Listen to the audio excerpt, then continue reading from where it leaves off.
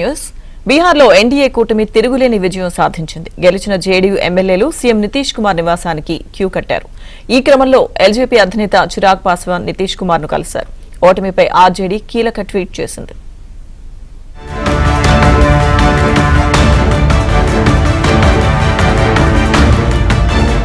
బీహార్లో ఎన్డీఏ కూటమి grand victory సాధించింది. 202 సీట్లను బీజేపీ, జేడీయూ కూటమి తన ఖాతాలో వేసుకోగా మహాగఠబంధన్ కేవలం 35 స్థానాలకే పరిమితమైంది.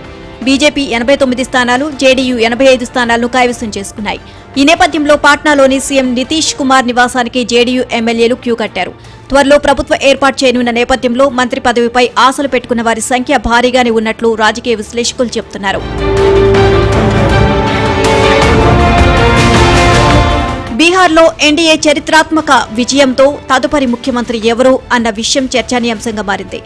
ఈ క్రమంలో ఎన్డీఏలో కీలకంగా ఉన్న ఎల్జేపీ అధినేత చిరాగ్ పాస్వాన్ సీఎం నితీష్ కుమార్ తో సమావేశమయ్యారు. ఎన్డీఏ ఘన విజయాన్ని అందుకుందని, అందుకే అభినందించడానికి వెళ్లాను అని చిరాగ్ తెలియజేశారు. 2020 నాటి ఎన్నికల ఫలితాలను చూసి ఎల్జేపీ పని అయిపోయిందని చాలా మంది అనుకున్నారని, ఇక తాజా విజయం తనకు ఎంతో విలువైంది అన్నారు చిరాగ్ పాస్వాన్. ఇక అయితే ముఖ్యమంత్రి పదవి కోసం చిరాగ్ పాస్వాన్ వెళ్లినట్లు గుసగుసలు వినిపిస్తున్నాయి. उन 5 सालों में जिस तरीके से उनका संघर्ष रहा, एक शानदार वापसी उन्होंने करने का काम किया. इतिहास कहते हैं कि अपने आप को दोहराता है.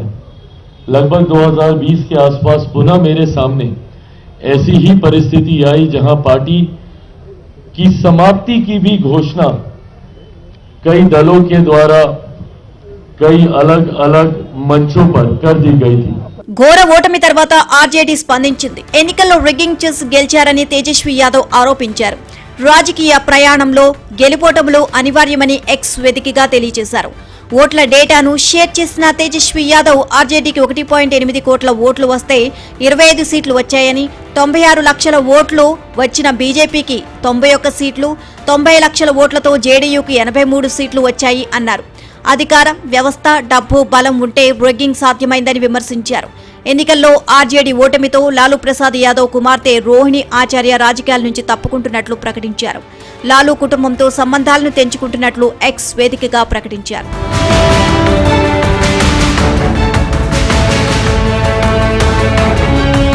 బీహార్ ఎన్నికల్లో కాంగ్రెస్ ఓటమి నేపథ్యంలో ఏఐసీసీ అధ్యక్షుడు మల్లికార్జున ఖర్గేతో రాహుల్ గాంధీ సమావేశమయ్యారు. ఓటమికి గల కారణాలతో పాటు ఎన్నికల సంఘం 12 రాష్ట్రాల్లో చేయబోయే సర్ ప్రక్రియ గురించి చర్చించినట్లు సమాచారం. బీహార్ ఫలితాలపై తమకు అనుమానాలు ఉన్నాయి అన్నారు కాంగ్రెస్ నేత కేసీ వేణుగోపాల్. ఓట్లకు సంబంధించి డేటాను విశ్లేషించడంతో పాటు 2-3 వారాల్లో ఆధారాలను ప్రజలకిస్తామన్నారు. ఎన్నికల సంఘం ఏకపక్షంగా వ్యవహరించిందని వేణుగోపాల్ ఆరోపించారు. And we are doing a thorough analysis. We are collecting the data. We are doing a thorough analysis. Within 1 or 2 weeks, we will come with a concrete proofs. Because this process of electioneering is completely questionable. This is not. We are talking about this process of electioneering. Election Commission is totally one-sided.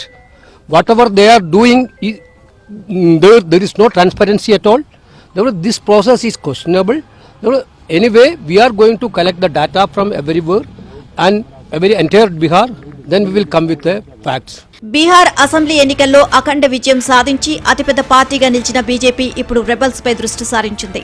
Party వ్యతిరేక కార్యకలాపాలకు senior నేత, మాజీ కేంద్ర మంత్రి RK Singh పై suspension వేటు వేసింది. అంతేకాకుండా MLC Ashok Agarwal, ఖతిహార్ mayor Usha Agarwal ను పార్టీ నుంచి సస్పెండ్ చేస్తూ బీహార్ బీజేపీ ప్రధాన కార్యాలయం ఇన్ఛార్జ్ అరవింద్ శర్మ నోటీసులు జారీ చేశారు.